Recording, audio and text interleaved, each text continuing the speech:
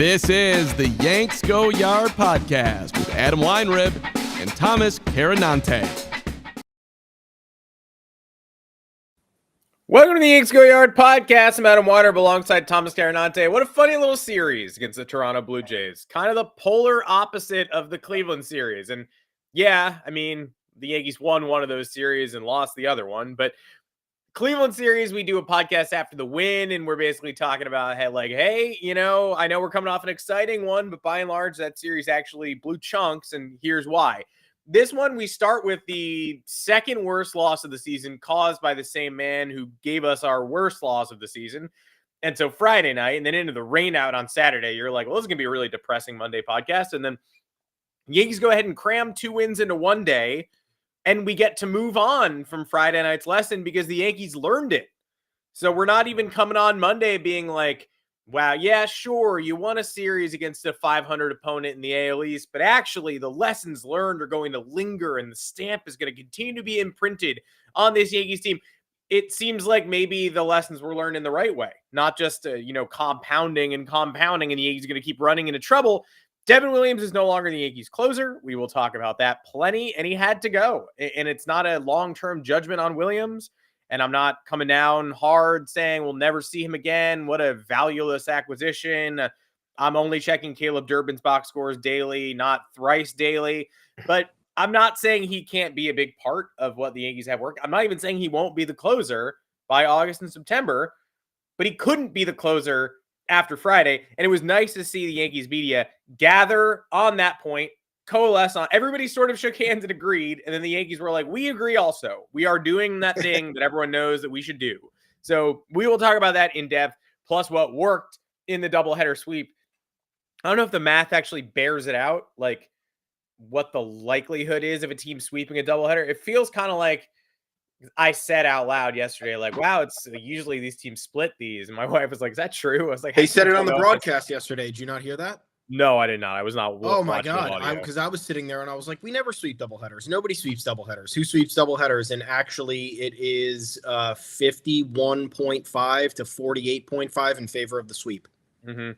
How fucking crazy is that? And then they went they went even crazier into it and did Yogi Berra caught 126 doubleheader games. Thurman Munson caught 45, and like nobody does that ever anymore. Yeah, they had really cool doubleheader stats during yesterday's games. Well, I was gonna say, like, it feels like it felt sort of objectively like 50% you split, and then you split the other 50. Like somebody sweeps, but it's got to be like equal percentages you sweep versus somebody else sweeps. So the Yankees ending up sweeping the doubleheader feels like 25% out of 100. Yankee centric, yeah. But I mean, again, like, you know, I was like, oh, we always split these, and apparently we don't always split those. When you really break it down, yeah, it's usually probably about 50-50 in one direction. But good to get on the good side of history. Because I tell you what, it does not feel possible to get swept in a doubleheader until it happens to you. You're like, well, we're going to split this. Then you lose the first one. You're like, crap, man, we might not. Probably going to get swept. And then if you did, imagine how bad you would feel. But we get to feel good. Yankees won some games. Yankees strategies bore fruit. We'll talk about it. 2 o'clock Eastern, Monday and Thursday, and on all your favorite podcast platforms as well. Wherever you get your podcasts, you can find us here. I'm Adam Weinrib, along with Thomas Carannante. And Thomas, I'm going to toss it to you because we are going to talk Devin Williams to start. Because why wouldn't we talk Devin Williams to start? It seems like I don't want to say all hope is lost forever. Again, not a permanent judgment on Devin Williams, but right now he sounds pretty bad. He looks worse, and the Yankees went ahead and did what they had to do here instead of waiting until early September and citing ground ball defensive metrics and telling us that Clay Holmes was going to eventually figure out how to be a closer again after 13 blown saves. They said 11.25 ERA, not good enough. It is April 26th. Our marquee closer offseason acquisition is no longer the closer. Is he hurt? Is he compromised? Is he tipping pitches? Is it New York? I don't know, but I'm not thinking about it in the 9th inning anymore. I think it's New York. That's just me, though. When he was, I watched the entire post game on Friday, and look, a lot of what has been talked about since spring training about his comfortability in New York, that got revisited again. Like when he arrived, the body language was weird and it looked like he just had no interest in being here. And I don't think many people bought into that, but it was something that was in the back of a lot of people's minds. And then he was asked about adjusting to New York, and he said, well, as easy as it can be adjusting to New York City, which is not a definitive answer. And then Aaron Boone, after announcing this on Sunday, then responded and said, I want him to get his feet under him, having to adjust to New York and all of that. So look, this is a guy who spent 12 years in the Brewers organization since being drafted out of high school. And there is no argument to be had about the difference in spotlight. It's New York and it's very clear. So there are definitely things that he needs to work on in terms of that change of scenery. What's odd to me is that you go from best closer in the league by a large consensus, right? Mm-hmm. I think if you polled a bunch of random executives and managers, Devin Williams probably heading into this year would have won out in that discussion. Mm-hmm. To unpitchable. He surrendered he surrendered the same amount of runs in his first 10 Yankees outings than he did in his previous 61 Brewers outings. So unless there is a lingering back issue, remember he missed he pitched only in 21 2/3 innings last year because of a back issue. Yeah. Maybe that's affecting the mechanics. Look, if there's one thing we don't criticize the Yankees for, it's Matt Blake, and it's the overall management or the handling of a majority of pitchers on this staff. I don't think there was any tweaking with Devin Williams' arsenal or his approach, because that would have objectively been done. I haven't really looked at the numbers because that was never a concern of mine. Again, it was always body language. It was always increase in intensity. It was spotlight. It was media. It was all of that, which is not a large focus in Milwaukee. So I look at this and it's one of two things. One, it's absolutely insane that, again, we go from best closer in the league to I can't pitch you. Yeah. And two, I got to give the Yankees credit here because I'm on the Yankees for every time they don't do this. I don't know when the last time we saw a decision like this made in season with intent, with great timing. I think if you're saying that he shouldn't have been brought in on Friday and that's where you're drawing the line, I think you're a little bit ridiculous. I think that obviously he was bending and not breaking. He broke against the Rays. I think he deserved another chance to prove that he could maybe get beyond that. He failed miserably. And then at that point they said, okay, something is indeed wrong. Now we need to figure it out. So last year they sat here with Clay Holmes in the closer role for 5 months when he didn't deserve it. And he blew a league-leading 13 saves, and it affected a lot of things, right? It affected the Yankees' morale throughout the year in terms of the devastating blows that they suffered as a result of those losses. And two, it left them scrambling in the final month of the season to figure out what the bullpen would look like come the playoffs. This time around, and it was a similar situation too, right?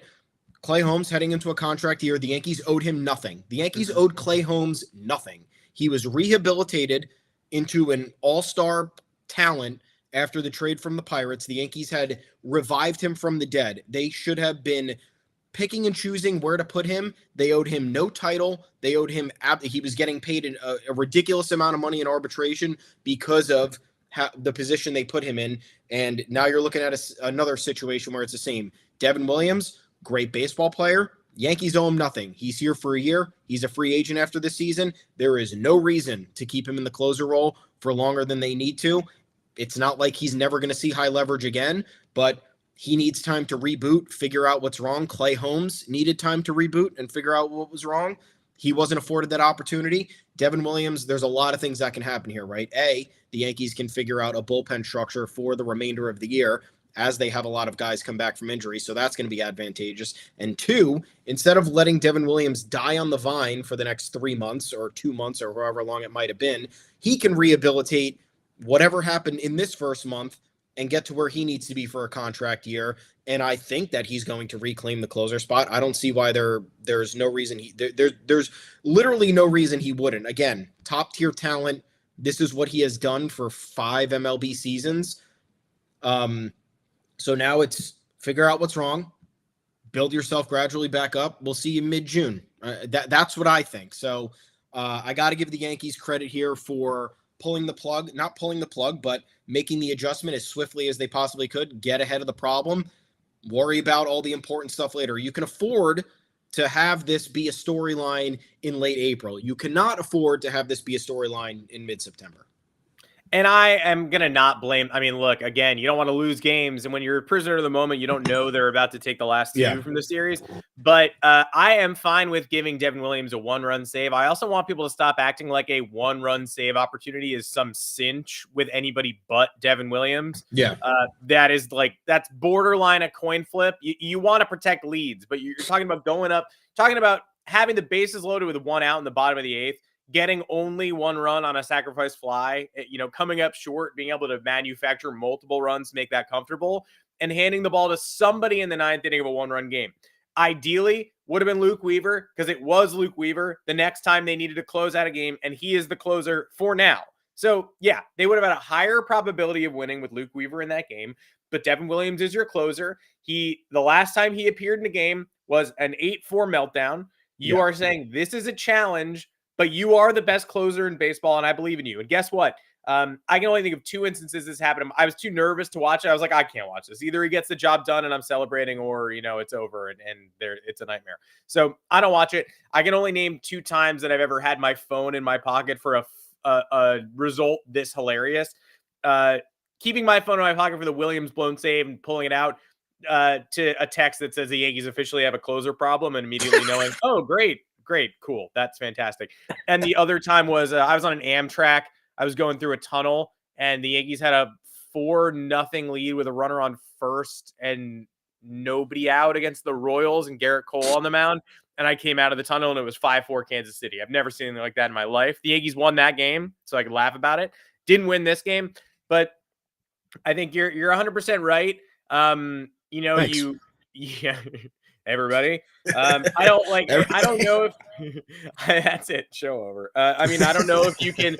I think it would have been preemptive and sort of weird, maybe a little too proactive to go away from Williams in the Friday night game.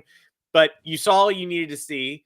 You said, okay, we gave him a soft place to. He got a lot of 3- and 4-run closing opportunities over the first couple of weeks of the season, and he struggled through almost all of them. Yeah. But if you look at the Williams games, 4-1 against the Brewers on opening day, 4-0 against the Tigers, 8-4, 6-3 against the Rays in Tampa, and he closed that one out. Was it 5-2 against the Royals? A lot of 3- and 4-run opportunities, and he almost blew about half of them, and then finally did blow that Rays game.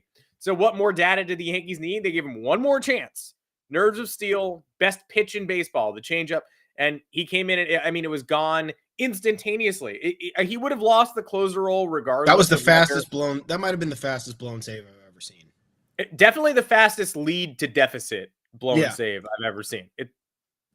It's crazy. You have to credit the offense here too for allowing this to happen. They left 11 runners on base and went 1 for 9 in scoring position. I know, people are saying oh, well, Devin Williams should have never been in this position if the offense delivered. And it's like, well, this is the position he's paid to be in. He's not coming in if it's 7-1. And even if he does come in at 7-1, what is that? What's that telling you? It's telling he might have blown it. He might have blown 7-1. He didn't record it out. He might have blown 7-1, and B, 7-1 doesn't tell me that he's learned from the high leverage issues that he's had earlier in the year. And then look, if the Yankees win that game decisively on Friday, they win these next 2 games decisively. What was it? 11-2 and 6-1 or 5-1. 5-1. Those are also not going to really tell you the story of where Devin Williams is at and how he was able to kind of get over the hump from last week's blown game against the Rays. So I applaud offensive malfeasance on Friday for getting us closer to the answer, because or else this gets delayed another week. It gets delayed another 2 weeks. We're playing with our food. We're trying to figure it out. Aaron Boone's coming up with baseless excuses as to why Devin Williams deserves the closer role. And I think that all of it, it was a perfect storm for it to happen the way that it did. I'm also just going to say this. This is barely even an argument, but it's just a list of names. Tim Hill, Mark Leiter Jr., Luke Weaver, Ian Hamilton, Fernando Cruz, Jonathan Loaizaga in June. There are people here who you trust with a late lead.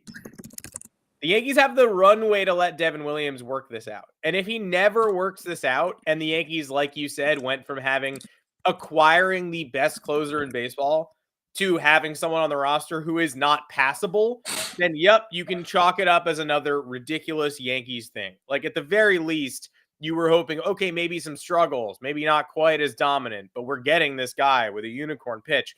Right now they have nothing, and that hurts. It's April 28th. They have acquired nothing. They acquired a net negative with an 11.25 ERA.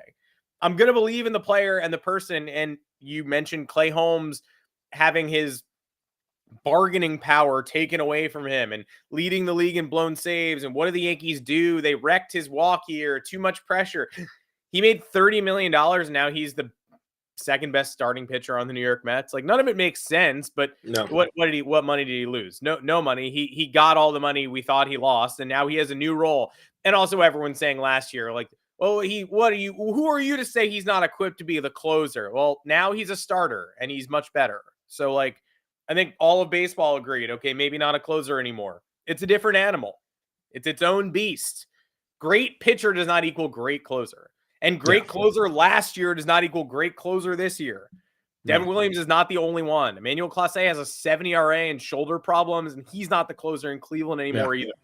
He came in the 8th inning against the Red Sox on Saturday. Raisel Iglesias has a 5 ERA. Like, it's happening everywhere. It happens everywhere to everyone. Yankee fans got blessed with Mariano Rivera for 30 years or 50 years. It felt like forever. It was a 20-year career. It is, though, ridiculous, allowing myself to trip into this territory. It is ridiculous that the Yankees closers after Rivera have seemingly gotten one order of magnitude worse, one after another. Like Rafael Soriano, like, all right, a little step down, but he's actually not bad. David Robertson, pretty good, walk prone, better setup man, 8th inning guy than a closer. Andrew Miller was great. He's the one breaking the pattern. Aroldis Chapman, dominant when he's on, but he's often not on. This experience stinks. Clay Holmes, less dominant than Aroldis Chapman when he's on, and he's off potentially even more often, even after we convince ourselves it could not get worse than Aroldis Chapman. And Devin Williams, the worst closer in baseball through a month of the season, and we paid a premium to get him. People saying we underpaid. I would take Caleb Durbin right now. Yeah. I wouldn't call that an underpay. But, I mean, again, couldn't see this coming. We'll blame the Yankees for plenty of trades. I'm not blaming them for this trade. It sucks because we like Durbin and we knew that we needed that offensive or that positional versatility in the infield. I think that they'll eventually be fine, but Durbin would have been an immediate solution and somebody you could have for 6 years. You look ahead to, Jazz being a free agent after 2026. You look ahead to having to upgrade third base because I don't think we have a long-term solution at this point. And it's like, that would have been nice, but also like we're trying to win a World Series and getting the best closer in the league is the move to make. They make the move and it blows up in their face. So it's not quite a Joey Gallo, Josh Donaldson situation. Those are similar type deals because it's, let's get a big name and we'll put him in here. But Joey Gallo and Josh Donaldson had clear warning signs and problematic fits. Devin Williams didn't really have that outside of, I think, the low-hanging fruit was, he's in Milwaukee for 12 years. Not the same as New York, but you didn't expect it to be, now you can't pitch anymore. And the Pete Alonso game, Met fans being like, we broke him. And we're like, well, that's illogical to think that he got broken from one blown save. And now here we are. And it's like, okay, I guess he did. Oops, it's quite possible. I mean, look, that's how he left Milwaukee. Sad, right? Mm-hmm. Like if he liked I don't know what his relationship was with Brewers or Brewers fans, but like if that's your last appearance in front of the organization you spent over a decade with, it's rough. That'll weigh on you. Yeah, it's a tough departure and again a tough start to the story. He's not going to get a lot. We said this when we acquired him. Like, what's the worst thing you could learn? I mean, the worst thing is that you let it linger all year as a problem, and they didn't do that. And the second worst thing is you just learn you don't want to spend your money on him in free agency. And fine. I mean, we'll see how the next 5 months play out. We'll see if he becomes a valuable setup man. They have to pay Luke Weaver too. That's my one caveat here. And I think the Brewers did a great job of selling. They have to do this because they're in the Midwest and this is how these teams operate financially. But they get Devin Williams to a point where they're saying this is his walk year. Do we have enough in reserve to be able to trade him for a relatively premium price? And they said, yes, we have a good bullpen. We have a guy named Craig Yoho who throws a nasty changeup at AAA. We can afford to do this. And we have 6 years of Craig Yoho. And they said, okay, great. Is this the best we could do for Devin Williams? Let's pull the trigger. The Yankees have Williams and they have Weaver, who is fantastic and a great number 2 and is a perfect option to step in and had the easiest 9th inning ever yesterday to end that doubleheader sweep.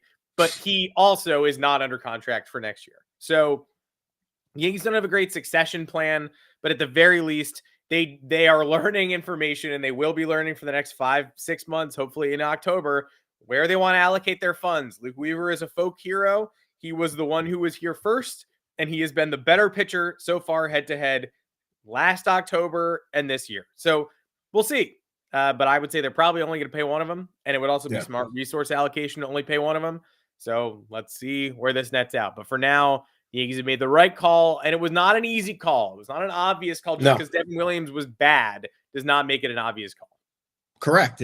There's a lot. Again, it's headline city. Like you don't want. I understand part of the reason the Yankees wouldn't want to make decisions of this magnitude because that's what everyone's going to be talking about. That's all the questions you're going to get. But guess what? The questions are coming anyway. If Devin Williams blows that save and then he doesn't come into the next 2 games, that everyone's like, well, why didn't Devin Williams come in? You didn't think he could use a 2-up inning, and then all the bullshit ensues. So either way, you're better off just ripping the Band-Aid clean off, getting to where you have to be next. And again, you have the option. Look at the bright side here. They're paying these guys nothing. Like Devin Williams and Luke Weaver, I think combined are making maybe $11 million. So there's no. And again, they're both free agents, so there can be that flexibility, and there should be that flexibility. There should be that competition. You figure it out as the year goes on. My vote is to pay Weaver. I've always wanted to pay Weaver. His flexibility and his willingness to kind of do whatever when the Yankees picked him up off waivers. What was that? 2023 already? Shit. Yeah. Was good, and like those are the guys I like on the Yankees. Those are the guys who fit the best, like team players who are willing to kind of do whatever it takes. So I hope Devin Williams rehabilitates himself. If they could figure out a way to keep them both, awesome. If not, my vote's with Weave. But yeah, I mean, in terms of other tough decisions, you think they'll make another tough one? Demote Anthony Volpe. No, I'm just kidding. Whoa. Oh my God. These guys, I'll tell you, every week they're coming on the podcast saying this stuff. No, seriously, there needs to, we'll talk about this for the 3rd year in a row, right? We talked about Anthony Volpe last episode. The at-bats are getting ugly. He had that one iffy, if you want to call it, defensive play against the Guardians that eventually was the game deciding, that resulted in the game deciding run. Can we finally have a Yankees podcast for people that actually like the Yankees, though? I mean, come on. Please. We're close. We're getting there. Interesting. And then we had a weekend of Volpe kind of coming back a little bit. And look, I just don't know what to make of it anymore because I just can't discern and obviously they know better. Or, I mean, I think they know better than what's going on, but like, I don't understand how the peaks and valleys here are just, they're inexplicable to me because for 2 weeks, it could look like he doesn't know what he's doing at all. And then for 2 weeks, it's like, this could be a top 3 shortstop in the game, maybe. So I don't know. I don't know what to make of it. All I do know is that I think he needs to play in 145 games a year. And I think that's fair.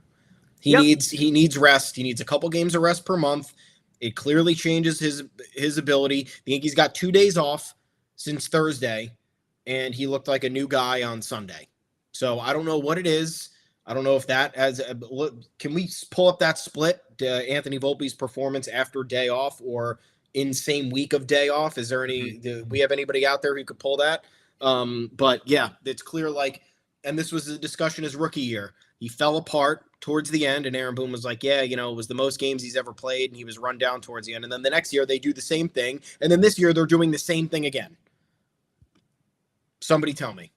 And he shows up like we're waiting weeks for what we saw on Sunday. He goes 4 for 7 with a homer. He torched one, knocked in 2 runs, took a walk, torched that double to set things up.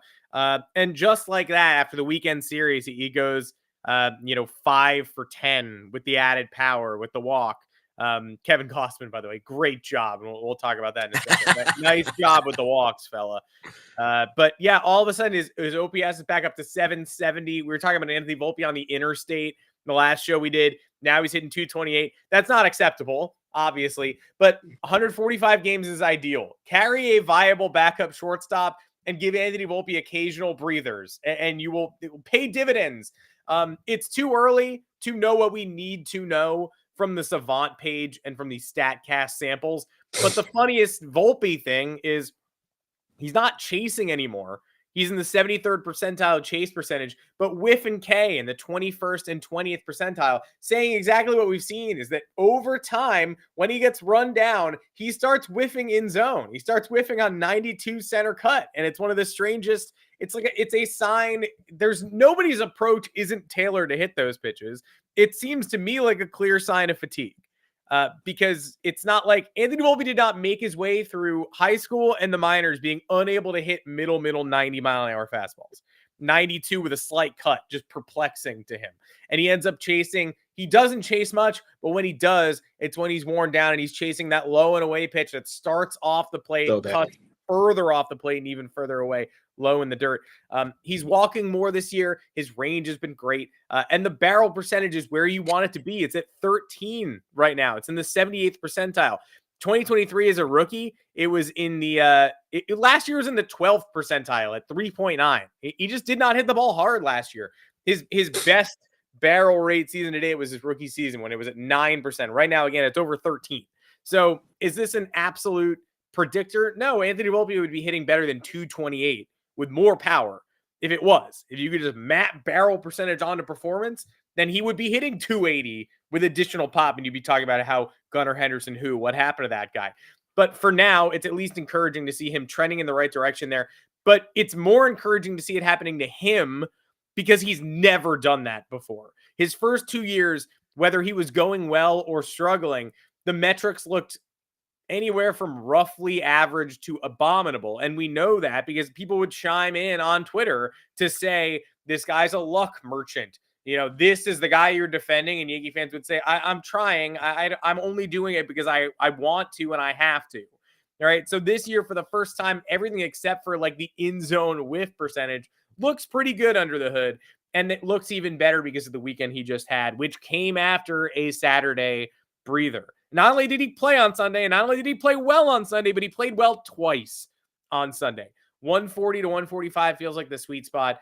He doesn't break down all at once spectacularly. He wears down over time, and the valleys are so much lower than they should be. And again, 2023, it's his rookie year. Boone has that excuse of he's never played this many games before. 2024, okay, well, what's the excuse? It's his second time ever playing this many games. Whatever it is, now that he's doing it again. Yeah, well, he still isn't used to it because, whose fault is it that he hasn't gotten used to it? I don't know, not ours. We're absolved. Whatever it is, this is the third year in a row where we've seen a benefit from an occasional breather. So if you're one of those Yankee fans who can't understand why you might mix up the lineups from day to day and have a little bit of inconsistency there, this is why. Now, the only issue here, they don't have a backup shortstop. But Oswaldo Cabrera can play shortstop. I just don't get it. I just don't. They have the positional flexibility and they're opting not to use it. Jazz can play third. Oswaldo Cabrera can play short. Oswald Peraza can play third or second or short. So you're not looking at a lineup punt on any given day when you need to mix things up. You're looking at a situation where you actually have an ecosystem that supports it. So instead of playing Jazz out of position all year at third base last year, you can now just play him a couple times at third base. He has that experience now, and then we can still have a stacked lineup on a random day where you need to switch things up or somebody needs a day off their feet in the DH role. I don't know, but this is where I start to get angry because it's like we built up all these guys to have this versatility, and now we're just not going to use it when the situations call for it, or when there's an advantageous spot to give somebody rest, or if there's a favorable, I don't know, that they love playing the matchups left and right. Like you're telling me that there's no better way to implement this or execute this. So it's just bizarre at this point. And like the one, like going back to Cabrera, like he's playing well and I wouldn't bench him either. But now it's like, you have no reps for Oswald Peraza. You're never going to know what you have out of this guy. You're never going to find out. Here comes DJ LeMahieu, who Yep. It's hilarious because I think at spring training, everybody, whether you want to admit it or not, when DJ LeMahieu was starting to, begin his spring, every Yankee fan was dreading it. Then he got hurt after a second at bat, and every Yankee fan was like, oh, that actually clears up a problem for a while. I don't have to think about that for a while. Now that we're about a month into the season, he's coming. No, I'm not saying, he's 6 for 10 at Double-A. That means he's going to start red hot. Not saying that, but just saying, have you seen anything from Pablo Reyes and Oswald Peraza that make you think DJ LeMahieu can't exceed that level of production? No. Like right now, the bar to clear is so low, and that's the Yankees' problem, right? Yeah. I can't sit here and be like, it's awesome that we have a veteran who we know couldn't hit last year or the year before and hasn't stayed healthy for a playoff game in several years. It's awesome that he's on the mend and on the way back. No, but they haven't given me, they haven't shown me Oswald Peraza. Oswald Peraza hasn't shown me anything. I would dump Pablo Reyes first because I know Oswaldo 100%. Cabrera can go into the outfield if he needs to, and he might need to. But we've got 4 outfielders who work right now. Everson Pereira at AAA. Peraza's gotten 24 at bats. Like you can't even call that's he's averaging less than an at bat a day at this point. I can't. Am I a fan of his? I'm not going to bat for him in terms of being like, oh, this guy needs to play, but like he hasn't been given a fair shake this year at all. And I wasn't happy to see Yoendris Gomez get DFA'd. I won't be happy if Oswald Peraza gets DFA'd for the return of DJ LeMahieu, even though the upgrade, even a modest LeMahieu, there is an upgrade opportunity there that I don't think we expected to see. But Pablo Reyes, has done absolutely nothing for me. He's the one who you need to lose. And if you don't believe that a small sample size can play into someone with talent struggling, then look no further than Trent Grisham last year and this year. He's the same guy. He has the same level of talent. I don't think the Yankees taught him a new trick year over year. But last year, he spent April and May playing 4 games. He was like 0 for 10 on Mother's Day. Like, he didn't play in April at all. And he struggled all year. And he ran into homers eventually. But by and large, he was awful all year. And he looked disengaged sometimes. You know why? Because he never played. So when he did play, he was in a malaise. He was not looking to prove it to the Yankees because he knew there wasn't a lane. So even if he proved it, he wouldn't play again. Eventually, he figured it out. He had a big game-tying double at Fenway. He had his moments, right? He had a second half. The We Want Soto game when he went deep against the Dodgers. Like he had flashes. But last year and this year, night and day for Trent Grisham. And I'm not saying Oswald Peraza is Trent Grisham and that if he was given more consistent reps, he'd have a 1,000 OPS. But I am saying that somebody going 5 for 24 is not really enough of a justification for me to DFA them. But Pablo Reyes being an eminently replaceable veteran and someone who couldn't field when plugged into the lineup this year and has pretty much just come in as a white flag. I think I would rather see what DJ LeMahieu has over him. And then if he gets DFA'd and then LeMahieu gets hurt again and they have to go back to the minors, I'm confident they could bring me an equivalent of Pablo Reyes from AAA. I don't think you're losing a stud. Yeah. And man, the Trent Grisham stuff is just wild because I know there was there was a way to predict this. We've seen Trent Grisham before he arrived to the Yankees at his peak powers, right? Yeah. He was a former super top prospect with the Brewers, made that error in the 2019 DS and they shipped him off to the Padres and he was fine with the Padres. He wasn't anything, his batting average was bad, but the fielding was exceptional for the most part and the power was there. And the Yankees played Alex Verdugo all season. And we sat there and we're like, oh, why don't they just bring up Dominguez? And the whole time it should have been, why don't they just fucking play Trent Grisham more? So Yankees, big thumbs down. See that? Alex Verdugo hitting like 900 during his first week with the Atlanta Braves, 333 with an 841 OPS. But he got promoted. Yeah, he did that when he showed up to New York last year too. You know, if you don't remember the Alex Verdugo dog era, then you're not a real Yankee fan. For that homer, he The 4 stunted weeks. on him. Yeah, he stunted on him in Arizona or whatever, and we were like, "Wow, what a steal!" And then, bad, just terrible. He grittied on them in Arizona. He really did. He basically gritted around the bases for 35 minutes. We're like, this guy rules, actually. And then he was terrible.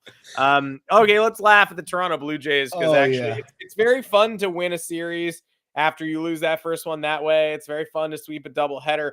And you're looking at the pitching probables entering the series, and you're like, Jose Barrios and Carlos Carrasco, probably a loss. And then when you take a lead in the ninth and lose it anyway, you're like, squandered game. Should have taken advantage of that. You look at what's coming next. Gausman and Bassett. Bassett hasn't allowed a home run this year. Kevin Gausman is our nemesis always. He insinuated Aaron Judge was cheating a couple of years ago. We'll never forget that. None of us will ever forget that saga.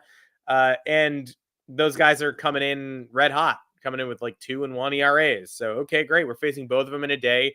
You hope that the math works out. You split the doubleheader. You make somebody's day miserable, but you're not expecting to sweep it. Kevin Gausman walked 5 in the third inning, then fell down the stairs as the New York Yankees won game 1 of the doubleheader, ran away 11-2. Chris Bassett hadn't allowed a home run all year, gave up 2 yesterday, 1 to Trent Grisham and 1 to break the tie to Aaron Judge, and then the wheels fell off. Toronto and the Yankees take both. They were both a full game was pretty easy in the opener. Then about a third of the game was just runaway garbage time last night. Also, their Blue Jays were competitive for roughly half of the innings that were played yesterday, but the Yankees still take it easily. What was your favorite moment of the doubleheader sweep? Easily, Kevin Gausman falling down the steps. Easily. There's no. First of all, I listened. I was on and off. I was like just doing chores around the house. So I had the game on the radio in my ear, and then I had it on the TV. Got the Knicks on too. Like it's a tough New York Sunday that ended up 3 for 3, which is great. Yeah, no, it was great. But I wasn't like dialed into the third inning. Were there borderline calls? Because I also didn't see anything on social. Because usually, right when that happens, Blue Jays fans especially, they'll come with the fucking umpire card and they'll be like, "Can you believe this?"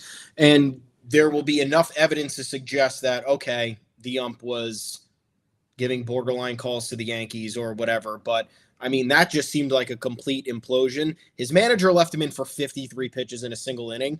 I was listening to the radio, and Susan Waldman was like, "I don't think I've ever seen this before. This is like one of the craziest things I've ever witnessed on the broadcast." So I don't know if his argument was justifiable in screaming at the umpire before he was ejected. But I mean, first of all, another Yankees breakthrough in that inning. How many times have we seen the Yankees let a pitcher off the hook, not break the game open? Austin Wells, thank you, my friend. Yankees break the game open with that bases clearing double. Crazy enough, Kevin Gausman was 1 strike away from only surrendering 2 runs in that inning where he allowed 5 walks and threw over 50 pitches. So that could have been malpractice at its finest by the Yankees if Austin Wells doesn't take advantage of that 3-2 pitch. But from looking at just like the recap of the highlights, he was nowhere near the plate. So I don't know what he was arguing about. I don't know what the problem was. It was really funny, though, to see that he was on pace. It was only 2 innings, but he was on pace for like an incredibly efficient outing. He had gotten the first 6 outs, all in order, 18 pitches. And you're like, you got to be kidding me. Like, this can't be today. And then the third inning happens, and he gives up that bases clearing double to Austin Wells, which completely then forces John Schneider's hand to take him out, gets ejected on the way to the dugout for screaming, continues screaming in the dugout, falls down the steps, and the camera catches him yelling, and then his head just goes away. It was so good. But yeah, I mean, this is a guy that we don't like. Kevin Gausman, don't like you. You're annoying every time that there's one storyline a year where you managed to, it was the Garrett Cole Cy Young year, where he was complaining about how he had a better FIP and should have been either ahead in the voting or been, I don't know, there was an MLB ranking that came out that he didn't crack the list of, and he got defensive over. There was something else that he did, and you wrote about it, and I hyperlinked it to a story. I'll find it. But either way, this guy's annoying. He's always talking. I don't like him, and I hope he's okay because I don't want him to get hurt by falling down the steps. But I mean, it was objectively funny. Greg Bird was his catcher in high school. Thought about that for like 5 years, and that ended up not mattering at all.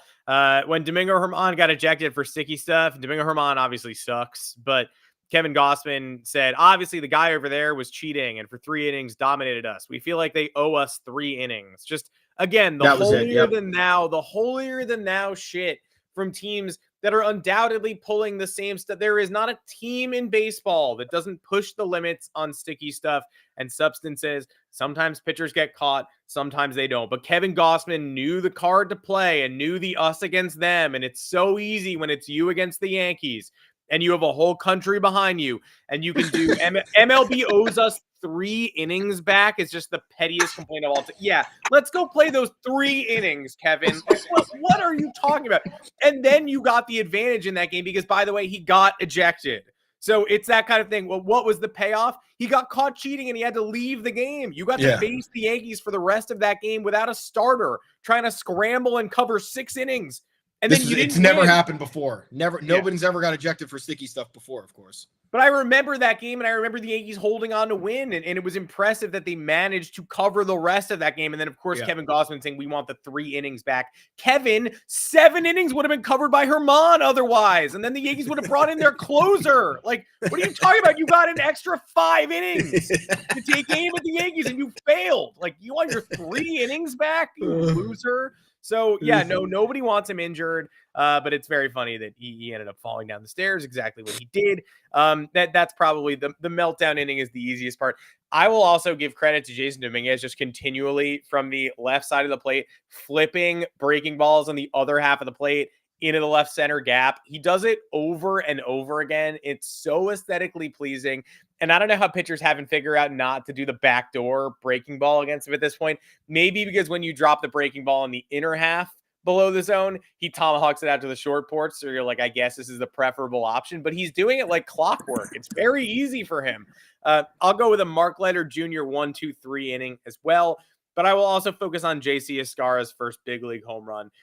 Not just a bomba, but an aesthetic bomba way out to deep right, drop the bat head on it and gone. He came from independent ball in Gastonia, North Carolina. That's a different country. So did Jake Gatewood, who the Yankees went back to Gastonia this year and signed another former pro who is making a return to affiliated baseball and so far has an 888 OPS and has risen to AAA ball. So he's only hitting 235 in 5 games at AAA, but still, we're scouting in Gastonia now. And for the Gastonia heads out there, the team name changed from when JC Escarra was there to when Gatewood was there. And I was like, oh, that's funny. They went from the Honey Hunters to whatever it is. It's like the Fire Frogs or something dumb. And I was like, why'd they change? It turns out that they didn't change. It's a new team. The Honey Hunters went bankrupt and then they opened another team in Gastonia. So those are the places the Yankees are finding talent these days. And I also, again, in like a note, a little check mark on the column of stuff that like does not actually mean anything, but also like kind of sort of feels important.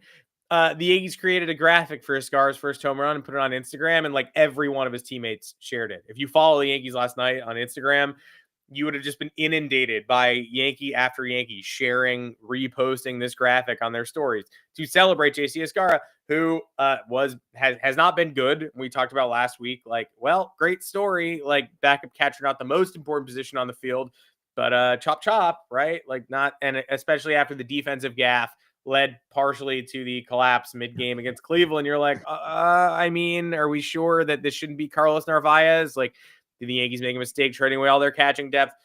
Finally stomped on a baseball twice yesterday in the second game of the doubleheader, knocked in an insurance run to expand the lead, and then hit a long home run to sort of put the exclamation point on, leave Luke Weaver an easier red carpet to get to the finish line there. So a lot to like. Now, spoiler alert, a lot to like from a doubleheader sweep over a division rival where the roster full of people who suck. The JC Escarra post-game interview, if you have not seen it yet, please watch it. There's a clear reason why everybody liked or shared that graphic on Instagram, because he is a delightful person, and you don't come across many of those, especially when Maybe you're just a battle-tested individual and you're ending your you're ending your tenure or your next part of your journeys in New York, an unforgivable media landscape, and he's just embracing every moment of it, and it's very nice to see. We're not used to this. That's all we're saying. I get the part of the reason I think a lot of fans were on board with this heading into the year is because it leaned into the human element of the game. An element that the Yankees, I think a lot of fans feel typically ignore or push to the side. And these do clearly have lasting effects of some sorts. I hope that JC Escarra's first home run and his first multi-hit game translate into something. But at the very least, if there's more positive vibes going around the clubhouse, this team will be better off. In terms of Trent Grisham, I watched a highlight of that home run again, and it's crazy. He just lays the bat out there and the ball flies. Want to set the record straight on one thing because I know it'll come up at some point. Earlier in the offseason when we said to non-tender him, the reasoning behind that was because he wasn't being used. Mm-hmm. So we were saying non-tender a man, save $5.5 million because you are not using him. If you want to use him in a useful capacity, then great. He's definitely worth $5 million. But if you are going to camp him on the bench and play him infrequently, you could do the same thing with somebody who's making $900,000 and you can upgrade the bullpen. So that was our logic. I just know it's going to come up because it always does. There's always somebody out there. There was never, for me at least, Trent Grisham is what he is, right? He's a good defensive outfielder. He's probably a fourth option and he has good power. Lefty bat. There's use for that. For $5 million when you were going to neglect him of meaningful reps? Not really. But I'm loving what I'm seeing from him right now, and the fact that I guess he can be utilized in the leadoff spot. It's funny. We think we have leadoff answers, and we kind of don't.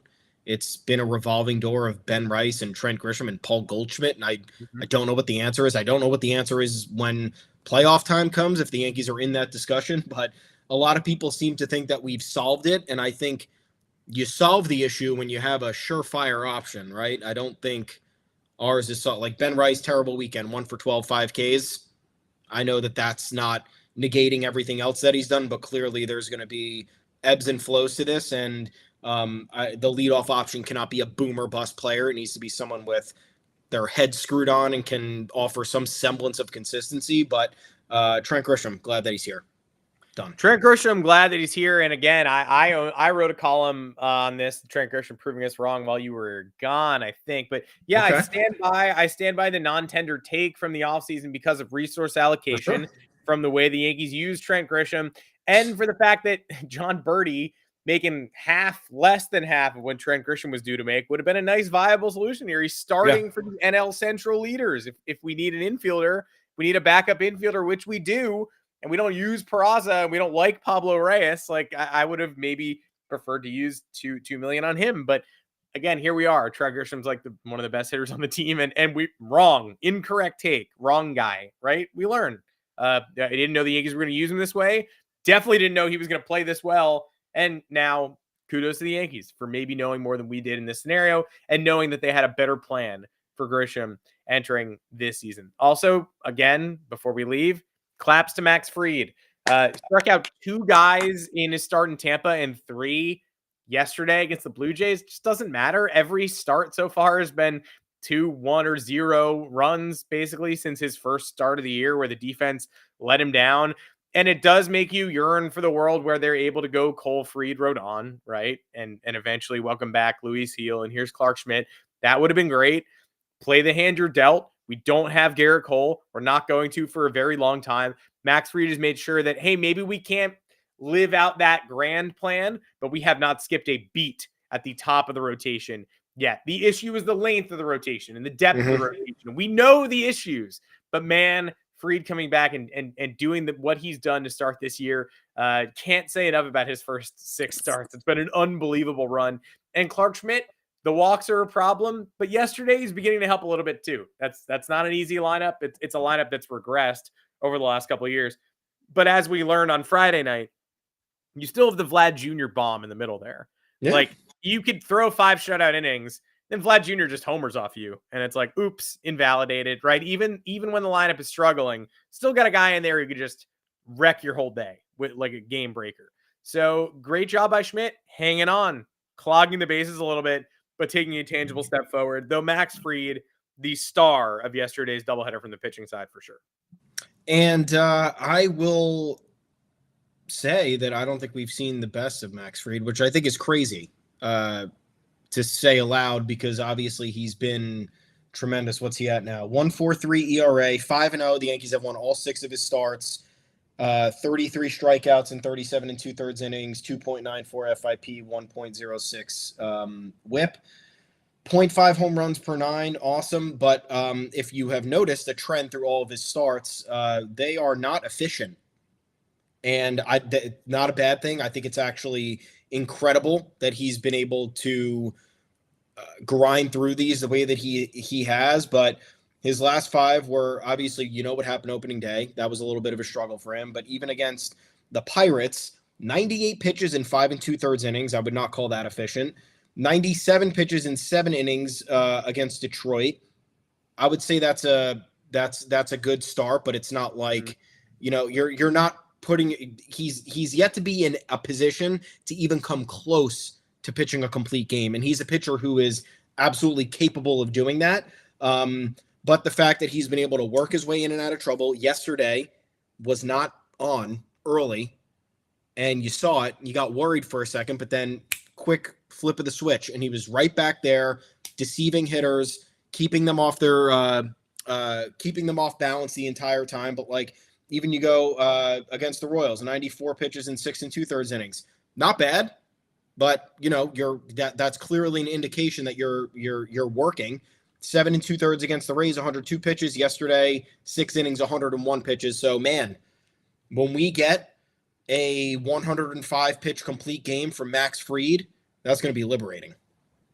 And the sample size is growing, still small, but right now, after yesterday's start against the Jays, Max Fried has a 12-2 record with a 1.96 ERA in 15 starts against the AL East during his entire career. And it's beginning now. This is what you do every year, Max. Like 2 starts against the AL East to start this year. 13 2/3 innings, 8 hits, and 1 run allowed yesterday, and his previous near no-hitter taken away by the umpires against the Tampa Bay Rays. Expand that. I mean, not just is he 12-2 in 15 starts, he has 2 bad starts against the AL East ever.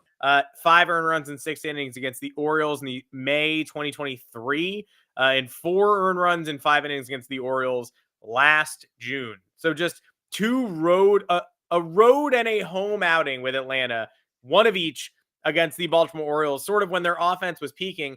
And it's not okay, so I guess you just can't beat the Orioles. No, 9 shutout, 4 hits against the Baltimore Orioles on August 20th, 2021. Although they were a little bit, obviously, worse and compromised at that point. But he beat the Red Sox last summer, beat us last summer, shut out Toronto last September. So he's building the case against the rough and tumble division as one of the most dominant pitchers in the game against the American League East. And the Yankees said, we like that.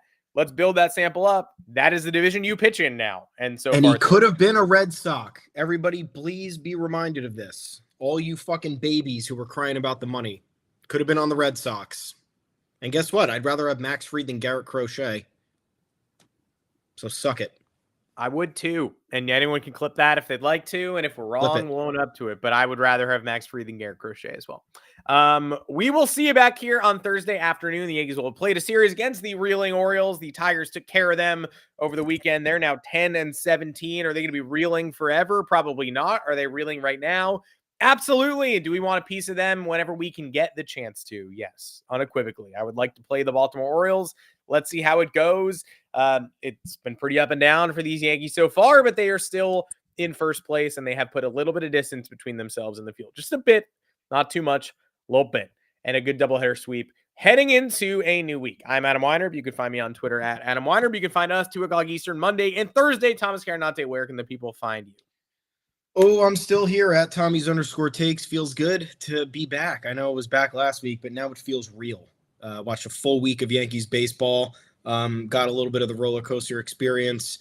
And here we are. Appreciate you guys tuning in today. Please like and subscribe to the YouTube channel. As always, We are both at the official Yanks Go Yard account as well, at Yanks Go Yard FS. Find us, talk to us, we'll chat. Head on over to yanksgoyard.com. That's where all the written content is. We're keeping you up to date on everything in between. Roster moves, injuries, quotes, happenings. It's all there. So please be sure to check us out. We appreciate you guys reading and tuning in. As always, let's go Yanks. Series against the Orioles. Orioles suck, by the way. I hope that doesn't reverse jinx it, but dead last in division, 10-17, just got swept by the Tigers. Yankees are heading there tonight to open up a 3-game set. Yeah, I mean, they stink. Their pitching's bad. They didn't capitalize on this window they had, and now hopefully the Yankees can bury them even further. Let's go, baby.